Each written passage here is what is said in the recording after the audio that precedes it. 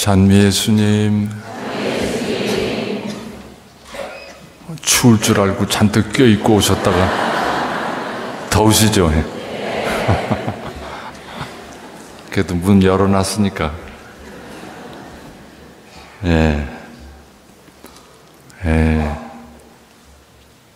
언젠가 제가 유럽에서 공부하고 있을 때 여름 방학 기간을 이용해서 영국의 한 요양시설에서 환자들 뒷바라지 하면서 간호조무사 노릇을 한 적이 있습니다. 그때 이제 아침마다 병동을 돌면서 환자들 약도 먹여드리고 식사도 거들어드리고 아침에 또 침대 카바도 바꿔주고 그런 일을 했습니다. 지금도 제 기억에 남는 한 노인 환자가 있었는데 그 사람은 폴란드 사람으로서 이름이 스테판이라는 사람이었습니다. 이 스테판 할아버지는 2차 대전 때 독일 강제 수용소에 붙잡혀서 고생하다가 풀려난 사람으로 몸이 거의 사지가 마비돼서 계속 누워 지내야 했습니다. 제가 이 스테판 할아버지 얘기를 하는 것은 묵주가 그분의 손을 떠나는 적이 없었기 때문입니다. 그가 손에서 묵주를 놓는 것은 밤에 잘 때뿐이었습니다. 그것도 침대 옆에 따로 탁자에 묵주를 이렇게 놓고 자는 것이 아니고 묵주 기도를 하다가 잠이 들기 때문에 아침에 일어나 보면 묵주가 어떤 때는 목 뒤에, 어떤 때는 허리춤에, 어떤 때는 궁뎅이 밑에 깔려 있습니다. 그래서 제가 침대 카바를 교체를 하려고 스테판 할아버지를 깨우면 내 묵주 어딨냐고 묵주부터 찾았습니다. 그 스테판 할아버지는 통증이 심각한 병을 앓고 있었는데 한 번도 이렇게 아프다고 짜증을 부리는 일은 없었습니다. 제가 이렇게 몸을 일으켜 세우면 분명히 아파서 얼굴이 상을 찡그리기는 하는데 저에게 신경질을 부린 적은 한 번도 없습니다. 그래서 그곳 간호사들의 사랑을 받는 환자였습니다. 묵주가 스테판 할아버지를 고통 중에서도 견뎌내고 이겨내게 해주는 구원의 동아줄이었습니다. 이 스테판 할아버지뿐만 아니라 교회의 오랜 역사 속에서 많은 이들이 이 묵주 기도를 하면서 큰 도움을 받아왔습니다. 우리 한국 교회에서도 여러 교구에서 무슨 큰 어떤 기회만 있으면 묵주 기도 100만단 바치기 운동 이런 거 해왔습니다.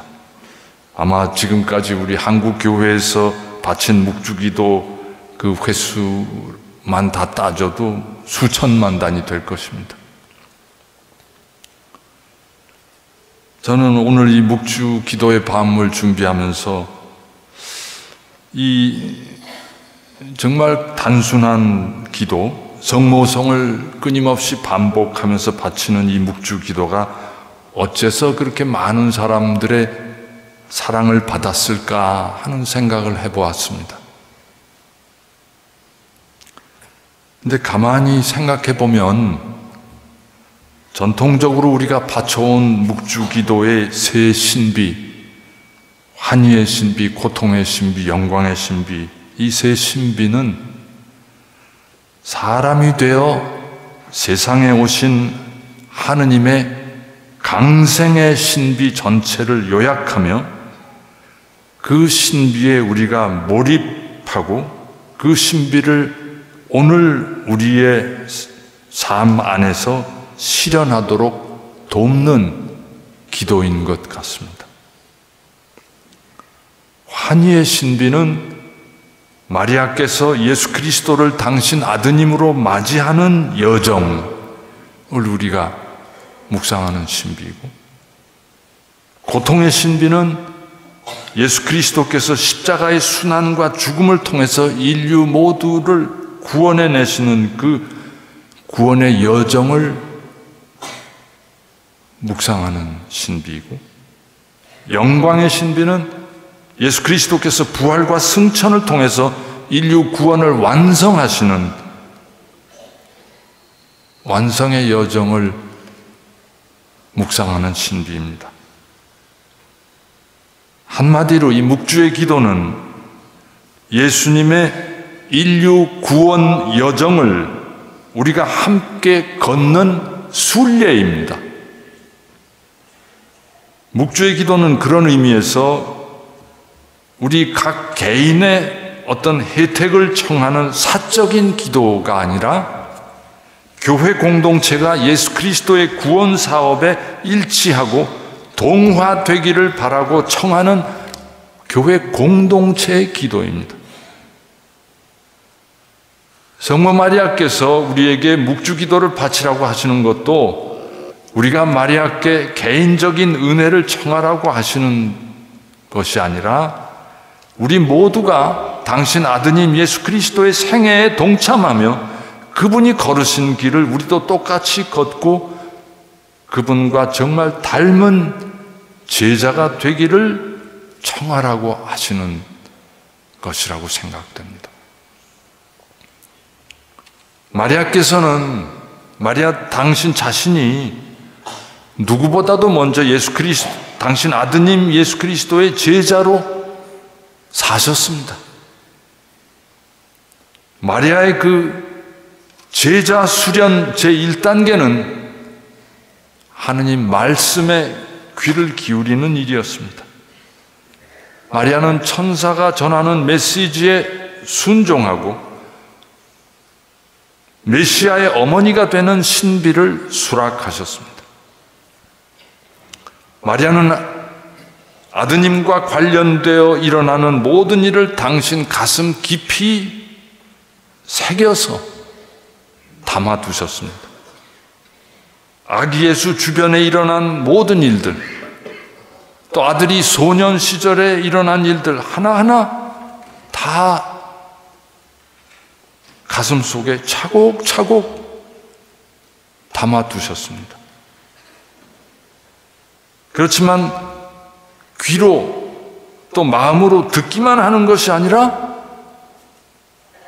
당신 아드님과 함께 아드님이 가시는 그 여정을 걸어가셨습니다.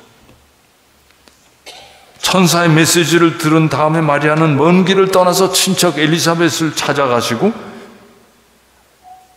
여러 달 동안 그 시중을 드셨습니다. 또 베들레헴까지 먼 길을 가셔서 아드님을 출산하셨습니다. 갈릴레아 가나 마을에서는 포도주가 떨어진 잔치집의 낭패를 해결하려고 아직 준비가 안 된 아드님을 억지로 움직이셨습니다. 마리아는 아드님이 이렇게 성장하고 나서 전면에 나서지 않고 멀찌감치 숨어서 뒤따르면서 아드님이 선포하는 복음에 귀를 기울이고 동반하셨습니다. 그리고 마리아는 골고타에서 그 고통의 현장을 거기서 도망치지 않으시고 당신 외아들이 매달린 십자가 밑에 머물러 그 고통에 가장 가까이 동참하심으로써 교회 어머니가 되셨습니다. 부활 후에 마리아는 다락방에 모인 사도들 가운데 함께 계시면서 그들이 성령의 은사를 받고 모든 두려움을 떨쳐버리고 복음을 외치는 복음 선포자가 되도록 힘을 불어넣어 주셨습니다. 마리아는 이렇게 당신의 전 생애를 통해서 교회가 행해야 할 삶을 당신의 온 몸으로 보여주신 분입니다. 오늘 복음에서 방금 전에 우리가 읽은 복음에서 선생님을 배웠던 모태와 선생님께 젖을 먹인 가슴은 행복합니다 하고 한 여성이 외쳤을 때 예수님이 이렇게 답하신 것을 들었습니다. 하느님의 말씀을 듣고 지키는 이들이 오히려 행복하다. 예수님은 마리아가 복되신 것은 당신을 혈육으로 세상에 낳아서 길렀기 때문이 아니라 하느님의 말씀을 듣는데 그치지 않고 그 말씀을 사신 분이기 때문에 진실로 복된 분이라고 마리아의 그 복의 원천을 정확히 짚어주셨습니다. 아들인 예수님 보시기에도 어머니 마리아는 자기 어머니여서라기보다 하느님의 말씀을 듣는 것으로 끝나지 않으시고 예수님 당신이 걸으신 길을 한 발자국 한 발자국 놓치지 않고 그 뒤를 밟아 걸어가신 행동하는 신앙인이었기 때문에 진정으로 행복하신 분이다. 그렇게 알려주신 것입니다. 아드님 가시는 하느님 나라를 향한 순례의 길에 평생 동반하신 마리아께서 오늘 우리가 사는 지금 이 시대를 바라보시면 분명 바라보고 계실 텐데 어떤 마음으로 바라보실까?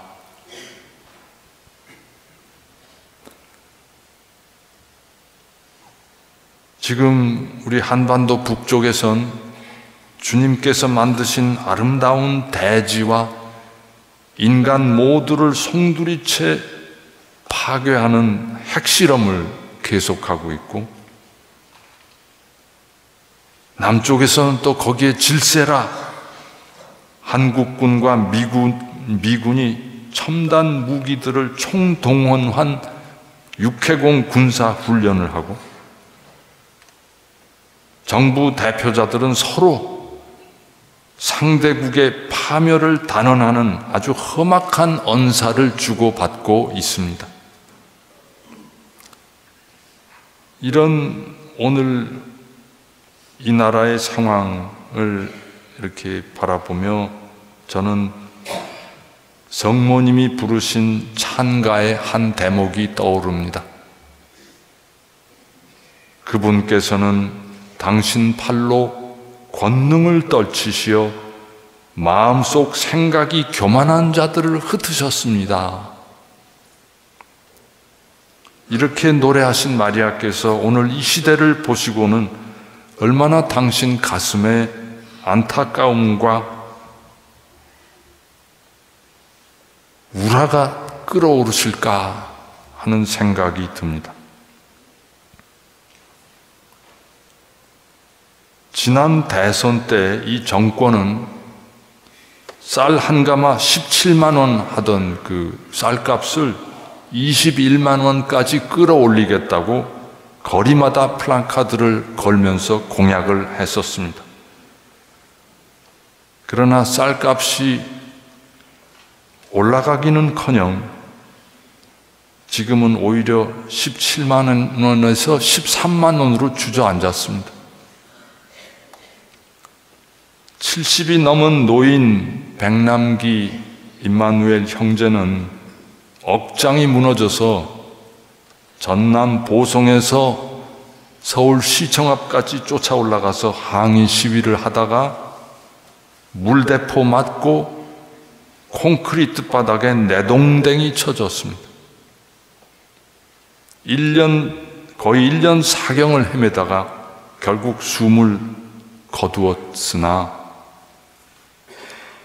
책임지는 사람 아무도 없고 사과 한마디 하는 사람 아무도 없습니다. 오늘의 이 현실을 보면서 저는 또 성모님 찬가의 한 대목이 떠오릅니다. 그분께서는 통치자들을 왕좌에서 끌어내리시고 비천한 이들을 들어높이셨습니다.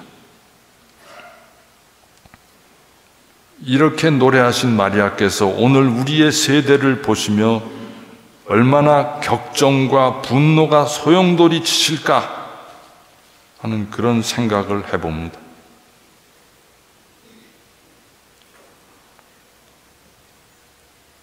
요전에 어떤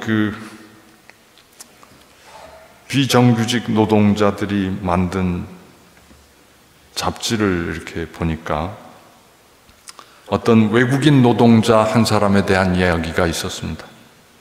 그 외국인 한 여성이 한국에서 일할 수 있는 취업 비자를 받고 인천공항에 도착하니 우선 그 웅장한 공항 청사에 가슴이 뛰었다고 합니다.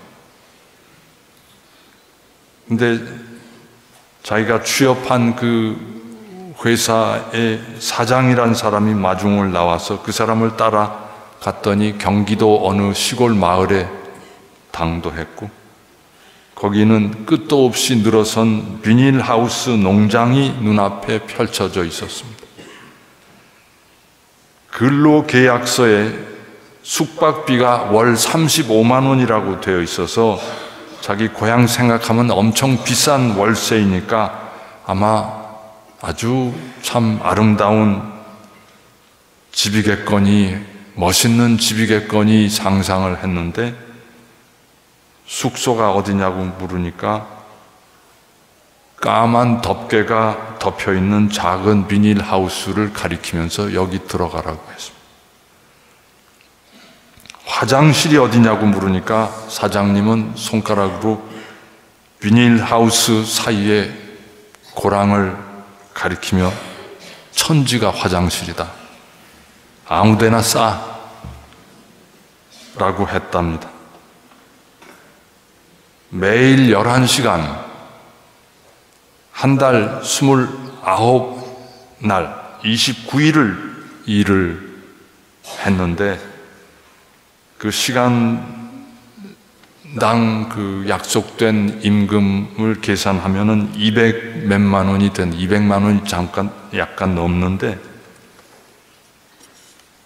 사장은 여러 가지 말도 안 되는 온갖 핑계를 대면서 그 외국인 이주 노동자에게 단돈 86만 원을 지워 주었습니다. 근무 시간 적어둔 달력과 계산 내역서를 내놓으면서 계산이 안 맞는다고 이 이주 여성이, 이주 노동자가 항의를 하니까 그 사장님은 험한 욕지거리를 퍼부으면서 소리쳤습니다. 야, 너 집에 가고 싶어? 그리고 하루는 몸이 너무 아파서 일터에 못 나가고 자리를 펴고 누워서 쉬었더니 무단 이탈이라고 출입국 관리국에 고발을 했다고 합니다. 이 이주 노동자의 수기를 읽으면서 성모님의 노래의 또 한 구절이 떠오릅니다. 그분께서는 굶주린 이들을 좋은 것으로 배불리시고 부유한 자들을 빈손으로 내치셨습니다. 비천한 이들의 대모이신 마리아께서 오늘 이 세대를 보시고 뭐라고 하실까? 오늘 이 세대를 바라보시는 성모님의 심정을 우리가 헤아린다면 우리가 바치는 오늘의 묵주 기도는 무엇을 위한 어떤 기도야 할까? 성모님은 오늘 우리가 어떤 지향을 가지고 무엇을 위해 묵주기도 바치기를 원하실까? 우리 마음속에서 한번 진지하게 성찰하고 우리 마음을 모아서 기도를 바친다면 성모님께서 엄청 기뻐하지 않으실까 하는 생각이 듭니다.